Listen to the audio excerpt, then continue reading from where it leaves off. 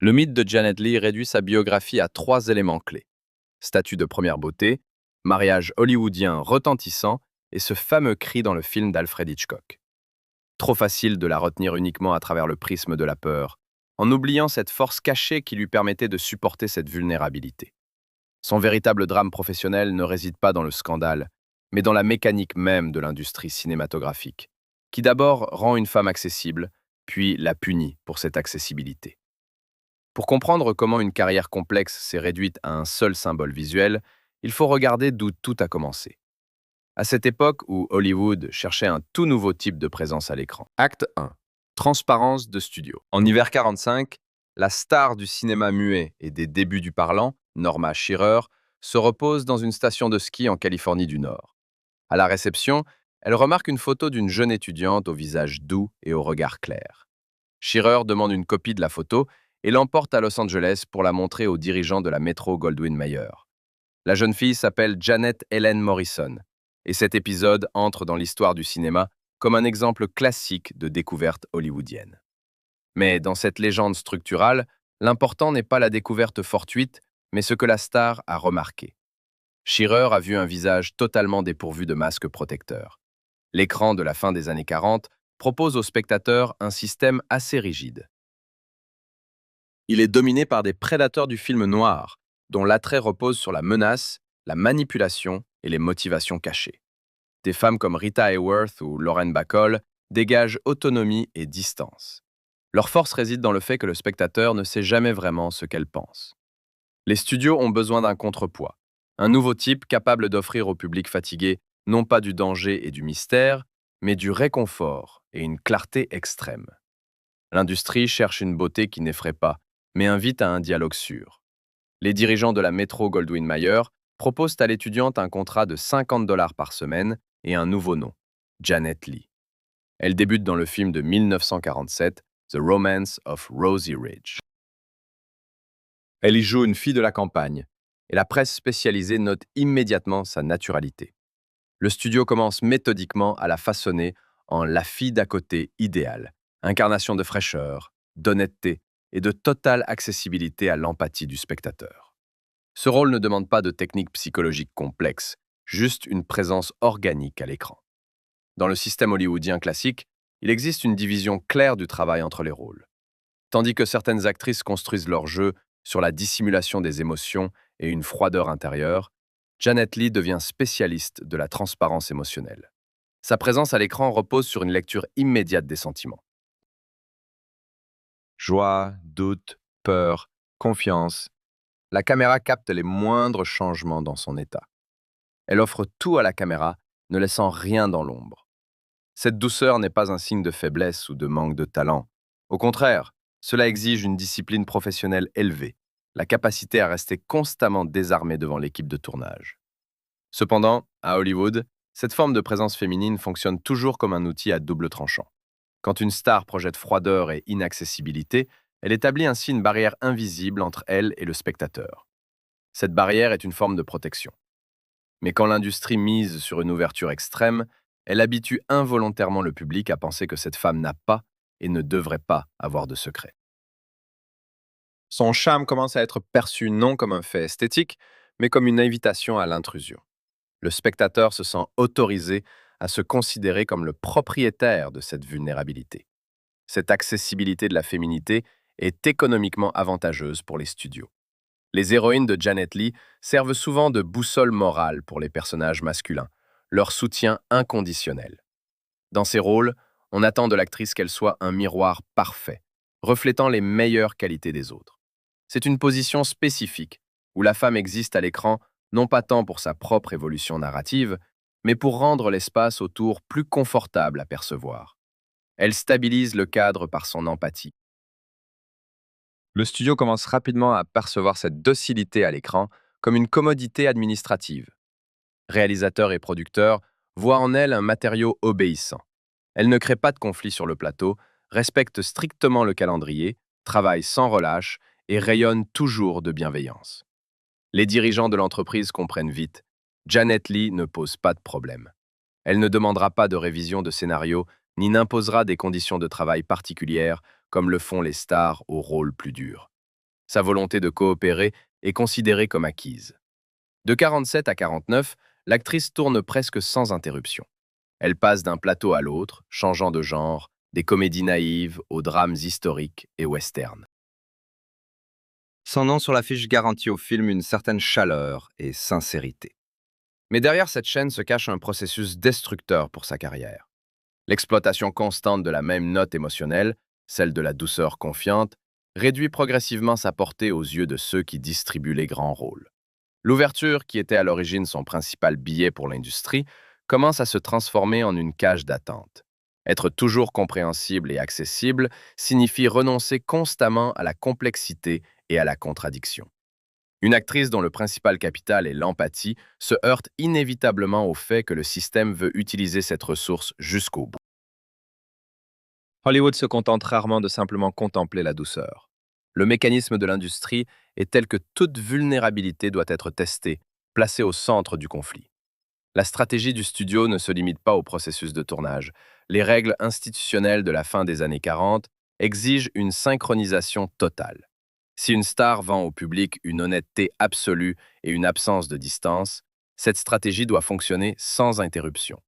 Le spectateur, qui a payé pour la sincérité de La fille d'à côté au cinéma, s'attend à ce qu'elle reste aussi transparente dans la vie réelle. Le studio ne peut pas lui permettre de construire un mur entre sa personnalité et le public, car cela détruirait le noyau de son attrait commercial.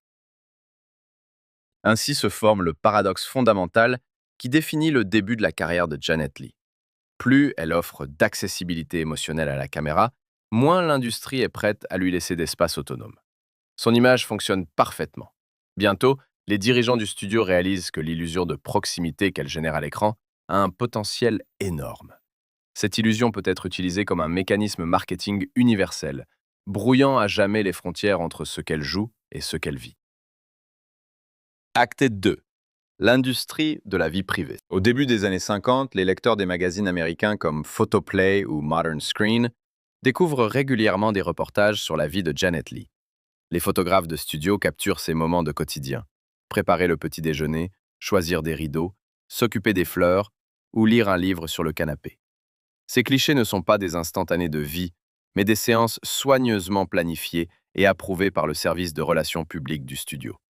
L'actrice est photographiée dans des décors qui soulignent visuellement sa simplicité, son ancrage dans le quotidien et l'absence totale de distance avec le public.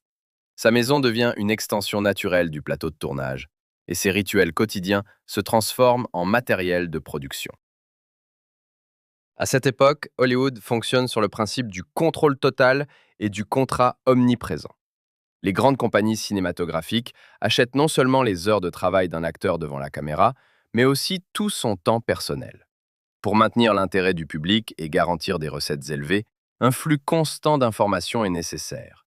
Magazines, émissions de radio, brochures publicitaires et chroniques mondaines opèrent comme une chaîne de production bien huilée de l'illusion de proximité. Les actrices incarnant des femmes fatales peuvent se permettre de garder une part de leur vie dans l'ombre, créant un halo de mystère inaccessible.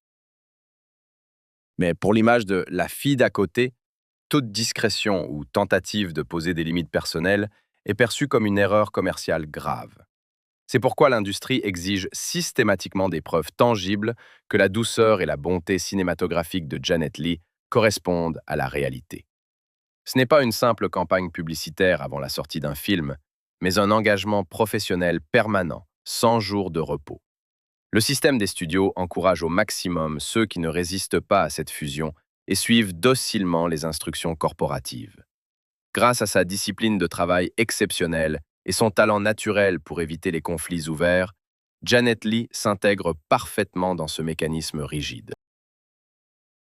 Elle répond aux exigences des patrons de studio avec la même rigueur qu'elle apprend ses répliques, sans jamais faillir. Mais cette docilité sans faille a un coût professionnel élevé. Quand le public s'habitue à voir l'actrice en pantoufles dans les pages des magazines, il cesse progressivement de la percevoir comme une figure dramatique, complexe et nuancée. Les studios l'enferment dans un cadre rigide d'une image totalement sûre, dépourvue de toute profondeur psychologique. Elle devient rapidement prisonnière de sa propre accessibilité. Ses rôles à l'écran et les articles de magazines fusionnent en un récit plat et continu d'une femme douce et accommodante, sans crise existentielle ni côté sombre. Cette surveillance constante crée un mode de vie quotidien très spécifique. L'actrice doit maintenir l'illusion d'une totale naturalité, tout en sachant que chaque émotion est observée par des millions de regards. La pression psychologique de devoir toujours correspondre à cet idéal lumineux et sans conflit exige une endurance intérieure colossale. Cette vulnérabilité qu'elle transmet si bien à l'écran n'est pas une faiblesse, mais le résultat d'un contrôle de soi extrême, nécessaire pour survivre dans l'industrie. La logique du marketing des studios ne peut s'arrêter là, elle exige un renouvellement et un développement constant du récit. Après l'image de la fille parfaite, vient inévitablement celle de la fiancée idéale, puis de l'épouse irréprochable. Quand la vie personnelle devient officiellement le principal atout économique d'une star, le choix d'un partenaire romantique cesse d'être une affaire privée. Il se transforme en un casting pour le rôle principal du projet le plus long, vaste et lucratif qu'Hollywood puisse offrir à ses stars les plus dociles. L'union familiale publique. Acte 3. Dans l'ombre de la légende commune. Le 4 juin 1951, à Greenwich, Connecticut, Janet Leigh épouse l'acteur Tony Curtis. La cérémonie est relativement modeste pour l'industrie, mais son organisation atteint immédiatement un niveau corporatif élevé. Les représentants des deux plus grandes maisons de production, Metro-Goldwyn-Mayer, où Leigh est sous contrat, et Universal, lié à Curtis, doivent élaborer une stratégie commune pour positionner cette union. La fusion de ces deux étoiles montantes n'est pas qu'un simple mariage, c'est la création d'un nouvel actif médiatique puissant, nécessitant une gestion administrative habile et un soutien constant et contrôlé dans la presse nationale. Les journalistes mondains réagissent immédiatement à la demande coordonnée des studios, surnommant les jeunes mariés le couple en or d'Hollywood. Les magazines glossy trouvent là un matériau idéal pour un feuilleton médiatique continu. Deux jeunes gens séduisants et réussis, formant une cellule sociale parfaite. Pour l'Amérique des années 50, ce couple devient un produit culturel de référence. Il répond parfaitement à la demande conservatrice de l'après-guerre pour la prévisibilité, les valeurs traditionnelles et une image de famille attrayante. Les magazines populaires publient régulièrement des comptes rendus détaillés de leur vie commune, transformant la vie privée des acteurs en un récit public compréhensible, renforçant leur potentiel au box-office.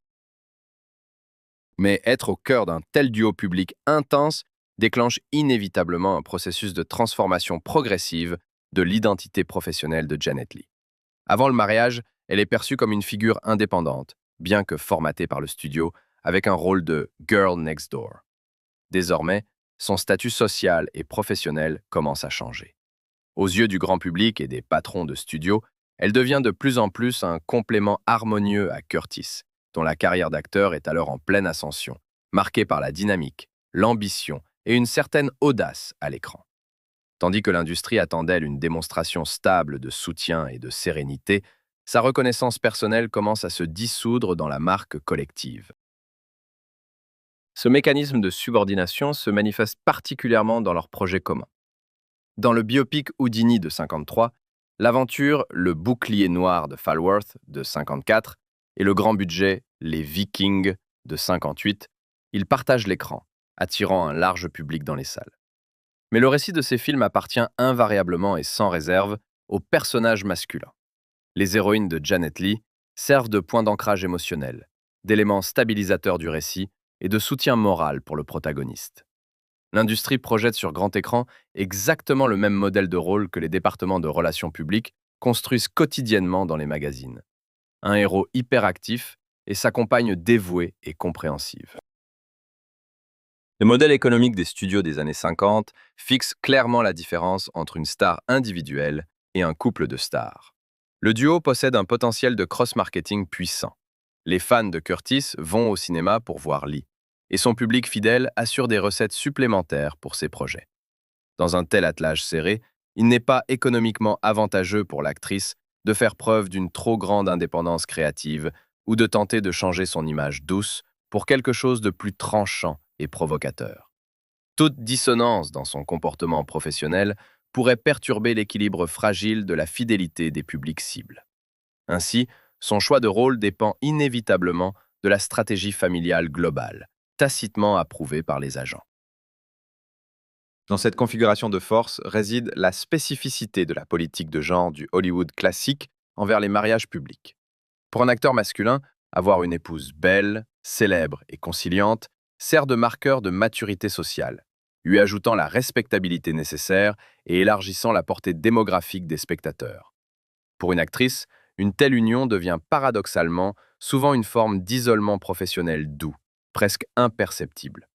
Le statut d'épouse idéale réduit automatiquement la gamme de scénarios qui lui sont proposés. Les producteurs hésitent à la considérer pour des rôles complexes, contradictoires ou moralement ambigus, craignant de détruire cette aura lumineuse et domestique qui garantit des revenus stables. L'arrivée des enfants, les filles Kelly et Jamie Lee, est intégrée dans cette machine médiatique avec une minutie égale. La maternité de Janet Leigh n'a pas le droit de devenir une expérience privée, elle est instantanément et efficacement convertie en atout publicitaire. Les photos de la chambre d'enfant aménagée, des interviews détaillées sur les méthodes d'éducation et les conseils pour maintenir le confort familial deviennent un contenu constant et obligatoire pour la presse. L'exigence de transparence atteint à ce stade son apogée absolu. Hollywood a finalement construit d'elle une image de féminité accessible, où le soin maternel sert de touche finale au portrait d'une personne sans zone d'ombre. Le paradoxe est que, objectivement, Janet Leigh reste une professionnelle extrêmement demandée, technique et disciplinée. Elle travaille dans des conditions de production extrêmement difficiles, passe des heures dans l'eau glacée lors de tournages épiques, réalise elle-même certaines scènes physiquement exigeantes et fait preuve d'une endurance phénoménale. Les réalisateurs l'apprécient pour sa fiabilité absolue et sa capacité à produire un résultat constant, prise après prise. Mais le champ médiatique fonctionne différemment. Ses réalisations individuelles et son éthique de travail sont constamment examinées à travers le prisme de son mariage. Tout article sur son nouveau film en solo finit inévitablement par discuter de la manière dont son emploi du temps de tournage s'accorde avec celui de son mari. La perte d'autonomie professionnelle n'est pas le résultat d'une malveillance directe de la part de certains dirigeants. C'est le résultat logique d'un mécanisme qui transforme la vie personnelle d'une star en un produit de consommation collective. En acceptant une fois de jouer selon les règles de la transparence, elle a permis à l'industrie de faire de son mariage le projet le plus réussi à long terme. Hollywood ne se contente pas d'observer sa famille de l'extérieur, il en possède l'information, met en scène ses apparitions publiques et dicte les conditions d'existence de ce couple dans l'espace médiatique. Être la moitié d'une grande illusion hollywoodienne signifie confirmer quotidiennement, sans droit à l'erreur, son aptitude professionnelle pour ce rôle, en nivelant toutes les aspérités personnelles. Le système fonctionne sans faille, tant que la façade glossy reste monolithique. Le public reçoit ses doses régulières d'idylle familiale, les studios comptent les bénéfices des apparitions conjointes des acteurs, et la presse se délecte d'un flux ininterrompu de sujets d'actualité. Cependant, maintenir une image publique aussi vaste exige une dépense intérieure continue et épuisante. La nécessité d'être toujours une star ouverte et une épouse idéale crée un espace clos où la réalité personnelle est supplantée par les attentes corporatives. Derrière cette image parfaite, loin des flashs, une pression commence inévitablement à s'accumuler, prête à mettre à l'épreuve non seulement l'image à l'écran, mais aussi l'actrice elle-même. Acte 4. Façade et tension. La pression psychologique de vivre dans une maison de verre crée un conflit brutal entre l'apparence et la réalité. L'image à l'écran de l'actrice reposait sur la spontanéité, la sincérité et une chaleur décontractée. Mais sa réalité quotidienne exigeait une concentration extrême, presque militaire. Le droit à l'erreur domestique, à la mauvaise humeur ou à une crise personnelle était totalement exclu de son contrat tacite avec le public et ses employeurs. Elle devait rayonner une empathie confortable selon un horaire précis, peu importe ce qui se passait réellement derrière les portes closes de sa chambre après le départ du dernier journaliste. Vivre sous une surveillance constante modifie la structure même du comportement. Quand chaque geste est jugé pour sa conformité à une image idéale, on commence à se contrôler même en solitude. Au lieu de construire une défense agressive contre la publicité ou de provoquer des scandales, comme certains de ses collègues, Lee a choisi la stratégie de la conformité absolue. Elle tentait de supporter cette pression, refoulant encore et encore ses réactions humaines naturelles. Ce processus de répression émotionnelle constante ne pouvait pas rester sans conséquences. La nécessité systématique d'être toujours accessible et compréhensible aux yeux des autres crée une anxiété de fond, pulsante et continue. Être la fille d'à côté et l'épouse idéale à l'échelle nationale signifiait vivre dans un état de mobilisation intérieure permanente. Ce n'était pas la peur d'une menace précise, mais l'attente totale d'une invasion inévitable de sa sphère personnelle. L'actrice s'habituait à vivre en état d'alerte constante, sachant que chaque mot pouvait être sorti de son contexte, reconditionné et vendu au public dans les journaux du matin. Ce travail intérieur caché et épuisant commençait à se manifester progressivement, mais inévitablement, sur la pellicule.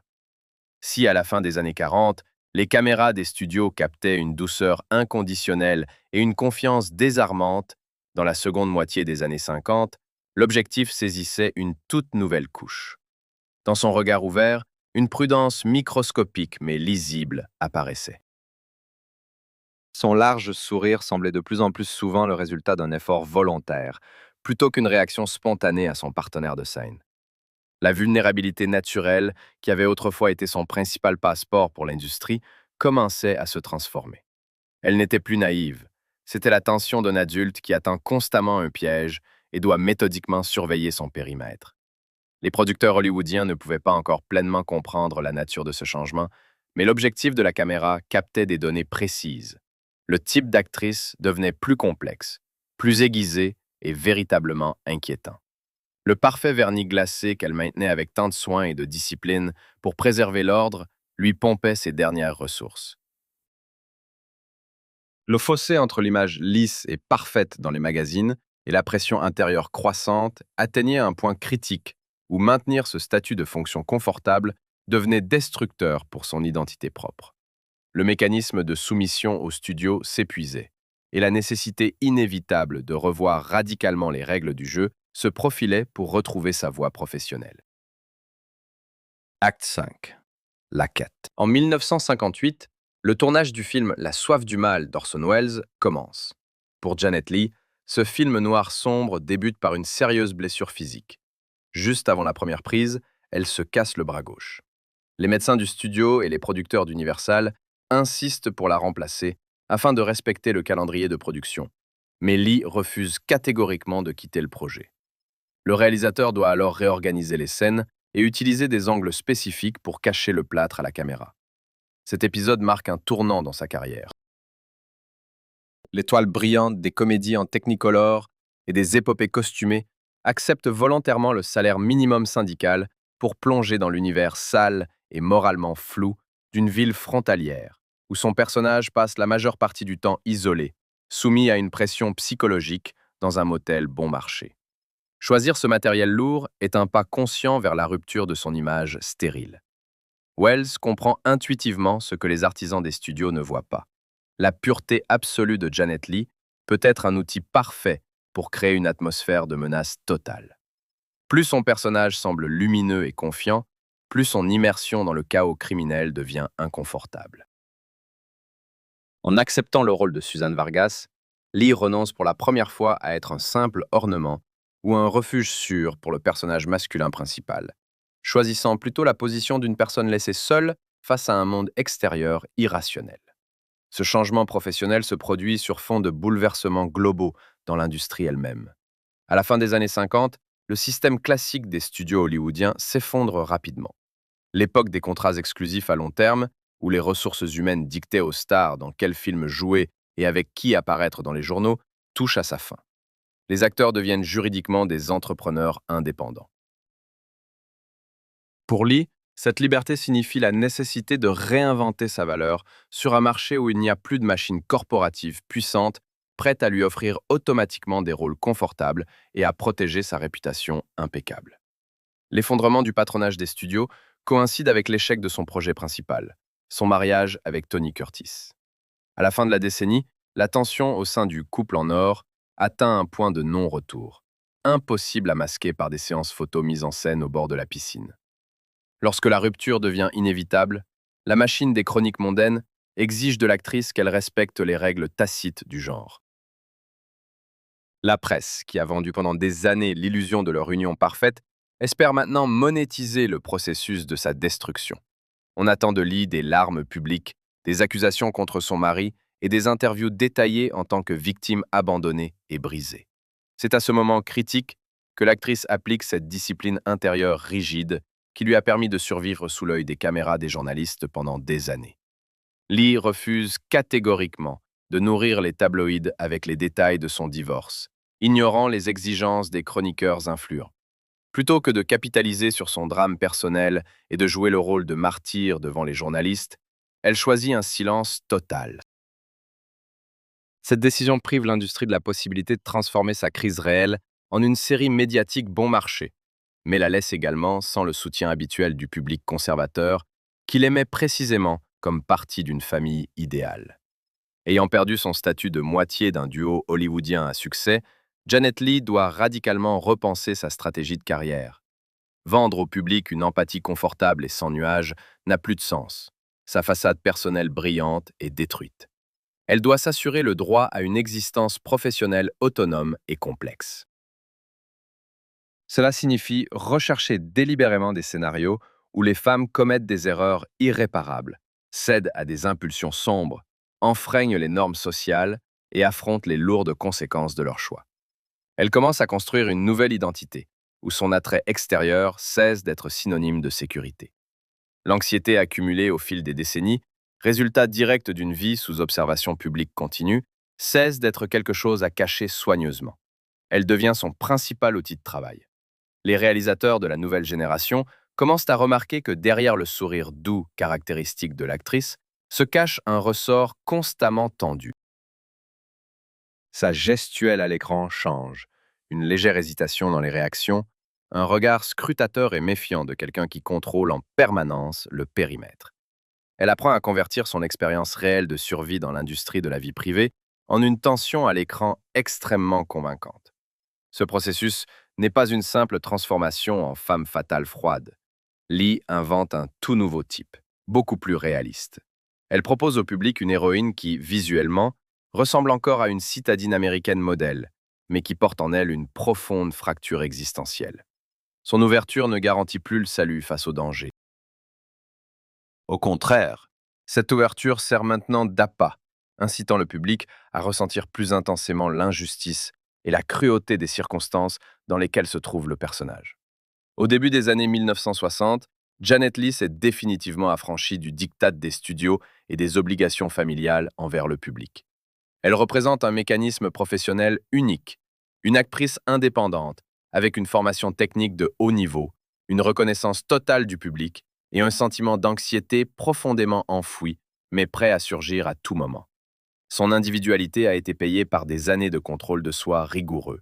Et elle est maintenant prête à utiliser cette base psychologique lourde pour des rôles d'un tout autre niveau de complexité. Hollywood est à l'aube d'une nouvelle ère, où les règles classiques du suspense cessent de fonctionner. L'industrie a besoin d'une méthode radicale et choquante pour impacter le public.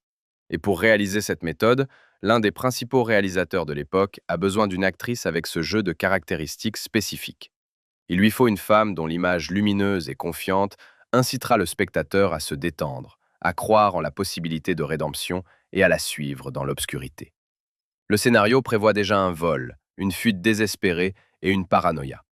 Il ne reste qu'à placer cette vulnérabilité impeccable dans l'espace confiné d'un motel et à lancer la caméra. Acte 6. L'ingénierie de la vulnérabilité. En décembre 1959, dans le 18e studio de Universal, un processus de travail commence, bouleversant radicalement les normes de production de l'industrie. Le planning prévoit 7 jours entiers pour une seule scène, dans un décor exigu de salle de bain de 3 mètres sur 3. Selon le scénario, cet épisode ne doit pas dépasser 45 secondes à l'écran. Pour le Hollywood classique, où les scènes dialoguées se filment en une journée, cette concentration de temps est une anomalie. Le travail exige plus de 78 placements de caméra distincts. Là où les studios classiques mettaient en lumière la douceur du visage de l'actrice, ici, la caméra agit comme un scalpel, déconstruisant sa présence. Janet Leigh doit renoncer à l'interprétation continue traditionnelle et se soumettre à un processus mathématiquement précis, contrôlé, de fixation de la vulnérabilité physique. La participation de Leigh dans Psychose résout pour Alfred Hitchcock un problème crucial. Les grands studios jugent le matériel trop marginal, forçant le réalisateur à financer le projet lui-même avec son équipe. La présence d'une star de premier plan donne à cette entreprise risquée la légitimité nécessaire aux yeux des distributeurs. Mais plus encore, le poids culturel spécifique de Lee devient l'outil principal pour manipuler la perception du public. Au fil des années, elle est devenue un symbole vivant de stabilité prévisible et confortable. Le public la voit comme un havre de paix. Pour provoquer un maximum d'inconfort dans la salle, il faut envahir fatalement non pas une héroïne abstraite, mais cet archétype lumineux enraciné dans l'esprit. Dans le premier tiers du film, le mécanisme d'engagement du public repose uniquement sur son empathie naturelle. Marion Crane commet un délit, vole 40 000 dollars et prend la fuite, mais paradoxalement, le public reste de son côté. L'objectif de la caméra scrute minutieusement le visage de Lee pendant un long trajet sous une pluie battante, capturant la paranoïa croissante, la fatigue physique et le poids de la culpabilité. L'actrice utilise cette même transparence émotionnelle que les studios ont exploitée pendant des années dans les comédies romantiques, mais maintenant, cette ouverture transmet de l'anxiété. Le spectateur accède pleinement à ces fluctuations internes et s'attend automatiquement à une rédemption hollywoodienne classique. Une personne égarée reconnaît son erreur et décide de tout réparer. Le moment avant la célèbre scène de la douche est construit comme une fausse résolution de ce conflit. L'héroïne se met sous l'eau et ce processus est visuellement perçu comme un rituel de purification. Sur le visage de Lee apparaît un sourire détendu, doux, cette réaction signature que l'industrie a monétisée avec succès. Ce sourire signale au public un retour en zone de sécurité. C'est là que réside le calcul principal du réalisateur. Le spectateur se détend en même temps que le personnage. Cette illusion de calme artificiellement créée devient le fondement nécessaire pour que la destruction ultérieure des frontières personnelles fonctionne avec une efficacité maximale. Le tournage de la confrontation fatale est dépourvu de toute spontanéité d'acteur et revêt un caractère purement clinique. Chaque mouvement, chaque rotation de tête et chaque regard sont préalablement dessinés par le designer Saul Bass sur des storyboards détaillés. L'utilisation de sirop de chocolat à la place du sang sur pellicule noir et blanc, la présence d'une doublure pour régler la lumière et les arrêts constants pour changer la focale de l'objectif transforment le processus en une routine, loin de la transe créative. Travailler sous un flux constant d'eau, dans la lumière aveuglante des projecteurs, avec des pansements couleur chair collés au corps, exige non pas un profond plongeon psychologique, mais une endurance physique de fer. À une époque où les écoles d'acteurs promeuvent activement les méthodes de mémoire émotionnelle et la recherche de traumatismes internes pour créer de l'authenticité, le travail de Lee sur ce plateau devient un triomphe de la discipline technique. Elle doit reproduire à plusieurs reprises le degré ultime de vulnérabilité humaine en de courts fragments isolés. Une inspiration brusque, un geste instinctif de la main, des pupilles dilatées. Ces micro-états sont capturés pour être ensuite assemblés en salle de montage en un motif rythmique unique. La capacité de l'actrice à passer instantanément de l'attente de l'équipement à la démonstration d'un état de panique repose sur cette formation studio qu'elle a utilisée pendant des années sans poser de questions. La radicalité de la scène réside non seulement dans sa forme visuelle, mais aussi dans la violation sans précédent du contrat hollywoodien de base. Le système des studios a habitué le public à une règle inébranlable. Une star de premier plan possède une immunité narrative. Elle peut souffrir, se tromper ou être capturée, mais elle doit atteindre la fin. L'élimination soudaine du personnage de Janet Leigh au milieu du film prive le public de son encre narrative. Le choc ressenti par le spectateur a une nature structurelle. Ce n'est pas seulement une personne à l'écran qui disparaît, c'est tout le système de coordonnées où une héroïne vertueuse et ouverte garantit une fin sûre qui s'effondre. L'épisode se termine par un plan qui formalise la transformation finale de l'actrice de protagoniste en accessoire. L'eau emporte les flux sombres dans le drain, et ce mouvement en spirale rime visuellement avec la perte de sa subjectivité. La caméra recule lentement du visage de l'héroïne, allongée sur le carrelage humide, se concentrant sur son œil ouvert et immobile. Toute cette accessibilité émotionnelle, cette douceur et cette anxiété qui ont porté l'intrigue depuis la première minute s'arrêtent brusquement.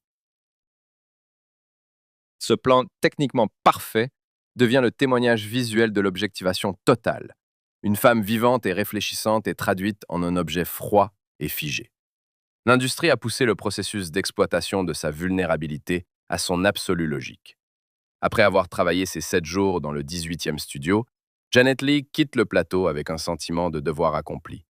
Elle a démontré une loyauté absolue envers le processus de production, confirmant sa réputation de personne qui ne crée pas de problème pour le studio. De son point de vue professionnel, elle a réalisé une tâche extrêmement complexe et épuisante, mais néanmoins technique, fournissant au réalisateur le matériel visuel nécessaire.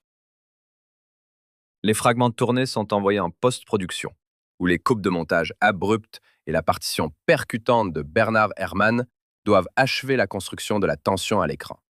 L'actrice passe à ses projets suivants, sans se douter que ce moment méticuleusement conçu de vulnérabilité absolue se détachera bientôt du film lui-même.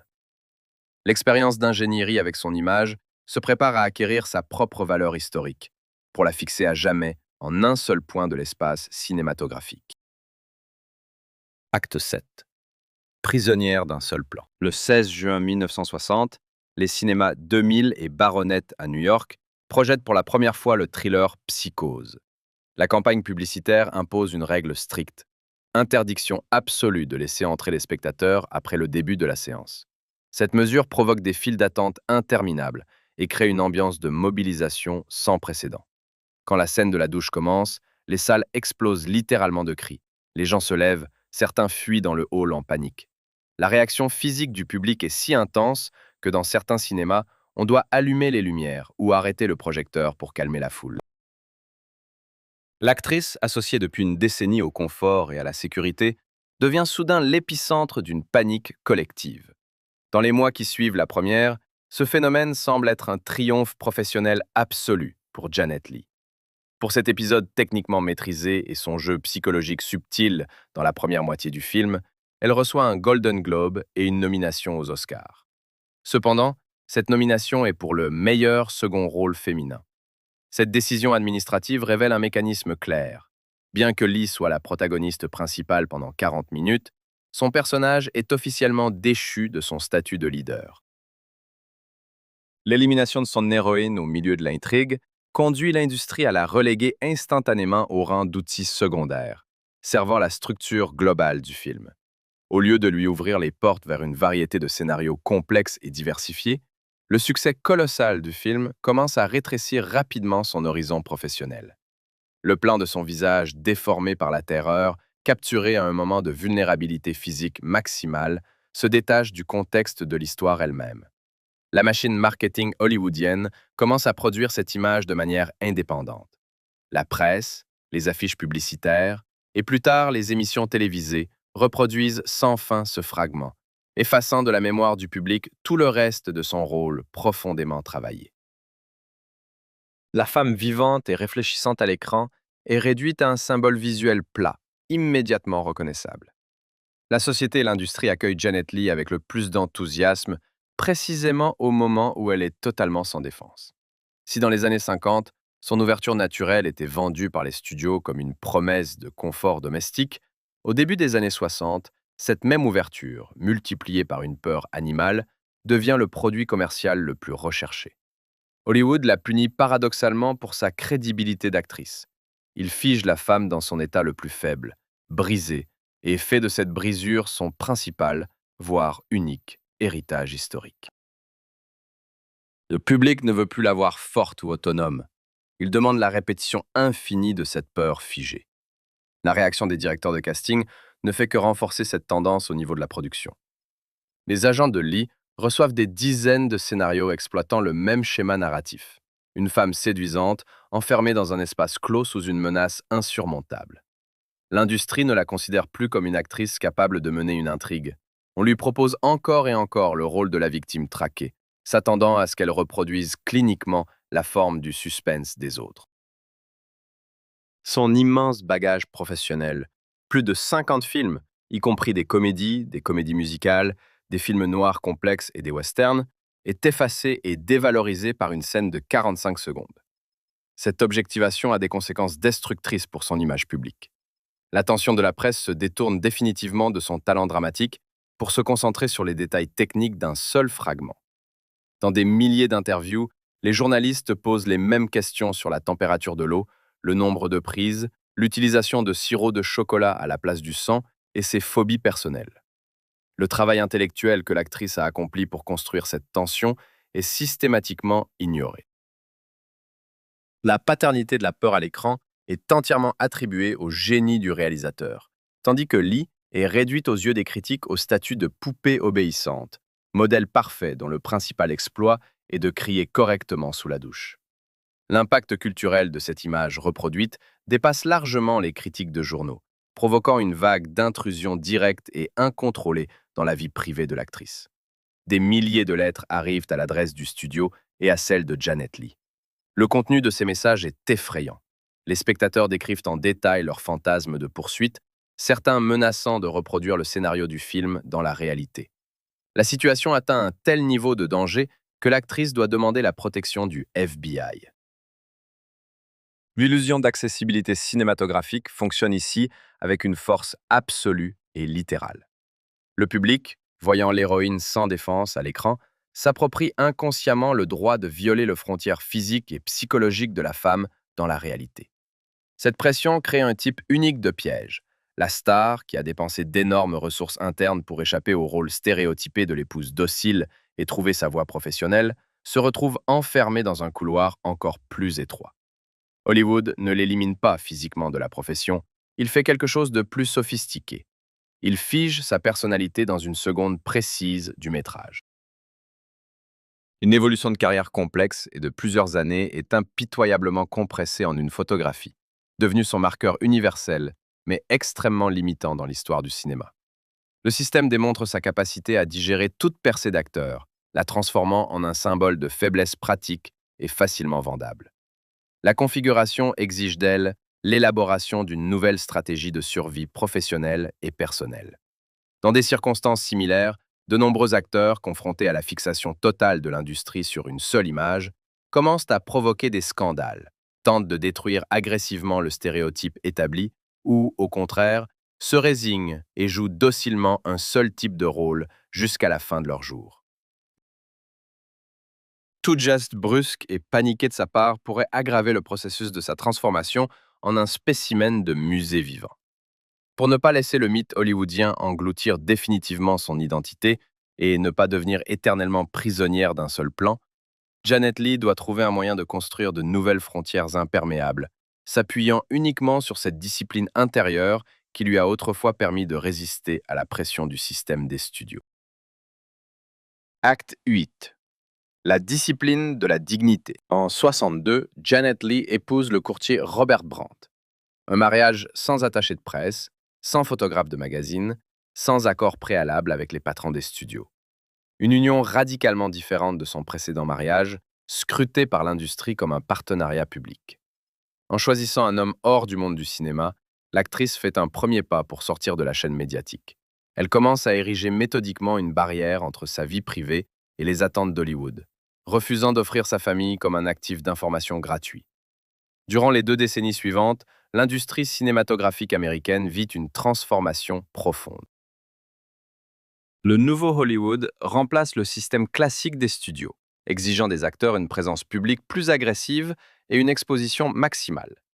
Pour les stars des années 50, dont les carrières reposaient sur un glamour contrôlé, cette transition est souvent fatale. La pratique de l'époque propose aux actrices vieillissantes un chemin spécifique pour prolonger leur carrière. Participer à des thrillers de genre, où leur ancien statut est grotesquement déconstruit.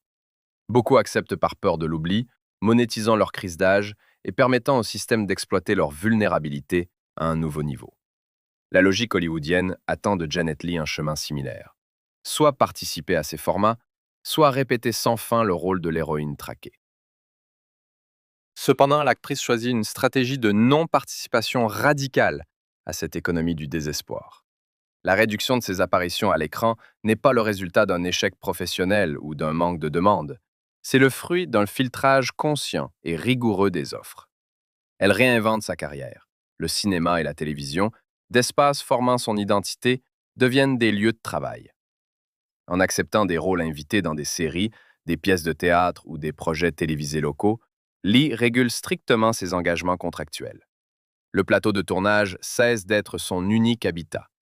En transformant le métier d'actrice en un artisanat avec des horaires fixes, elle prive l'appareil des studios de la possibilité d'exploiter sa personnalité au-delà de l'écran. Le prochain pas vers l'autonomie est l'écriture. La littérature lui offre un outil qu'elle n'a jamais eu durant sa carrière, le contrôle total du montage final. En 1984, Janet Leigh publie son premier livre, un texte qui se démarque des autobiographies classiques des anciennes stars hollywoodiennes, souvent basées sur des règlements de compte, des révélations et la monétisation de leurs difficultés psychologiques. Son livre est un regard sobre, analytique et précis sur le fonctionnement de la machine des studios, écrit par quelqu'un qui en a étudié les mécanismes administratifs de l'intérieur. Plus tard, elle publie 2 romans, consolidant son statut d'auteur, pas seulement d'interprète. L'écriture lui permet de retrouver sa voix. Elle décide elle-même de la quantité d'informations à partager, excluant l'intervention des producteurs et agents. Sa capacité à résister à la pression du mythe étranger se manifeste le plus clairement lors de ses rares apparitions publiques dans les années 90. À cette époque, sa fille, Jamie Lee Curtis, devient une figure majeure du cinéma, incarnant un nouveau type d'héroïne survivante. Quand Janet Leigh accepte des interviews conjointes ou des caméos symboliques dans les films de sa fille, elle montre une distance étonnante par rapport à son propre statut culte. Elle n'essaie ni de rivaliser avec la nouvelle génération, ni de regretter l'attention perdue. Elle prête son image d'écran célèbre avec la froide politesse d'une professionnelle qui a depuis longtemps terminé un projet complexe et l'a archivé. Survivre en dehors du mythe hollywoodien est possible grâce à la même discipline intérieure qui, à la fin des années 40, lui permettait de travailler des heures sous les projecteurs, irradiant une bienveillance confortable. Mais désormais, cette discipline ne sert plus à satisfaire les demandes de l'industrie, elle protège son moi. L'industrie a réussi à compresser sa carrière multiforme en une seule image glaçante, forçant la culture de masse à se souvenir d'elle uniquement à travers le prisme de la vulnérabilité. Pourtant, ce malaise figé sur pellicule n'appartient qu'au cinéma.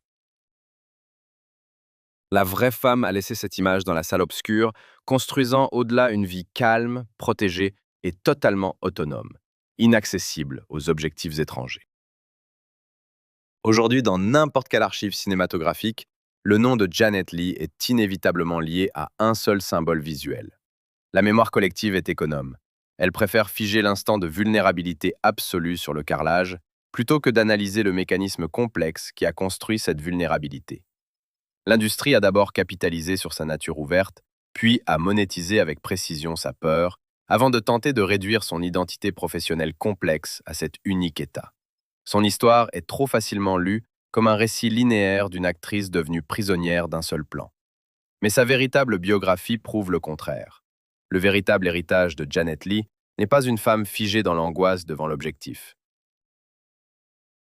C'est une professionnelle avec une résilience intérieure inébranlable qui a permis à la machine des studios de prendre et de reproduire un mythe commode pour protéger son droit à une vie autonome. Le paradoxe réside dans le fait que c'est précisément la discipline requise pour imiter parfaitement la faiblesse qui l'a aidé à se préserver au-delà du plateau.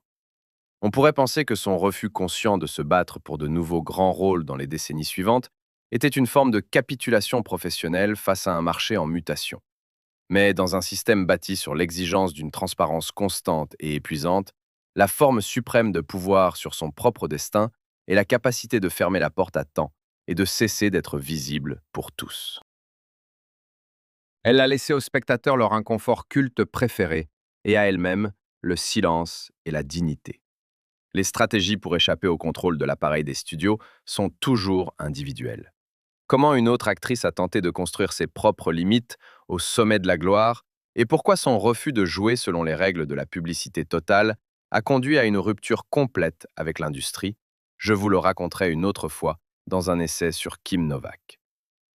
Abonnez-vous à la chaîne pour ne pas manquer les nouveaux épisodes et découvrir une autre version de la confrontation entre l'humain et le système hollywoodien.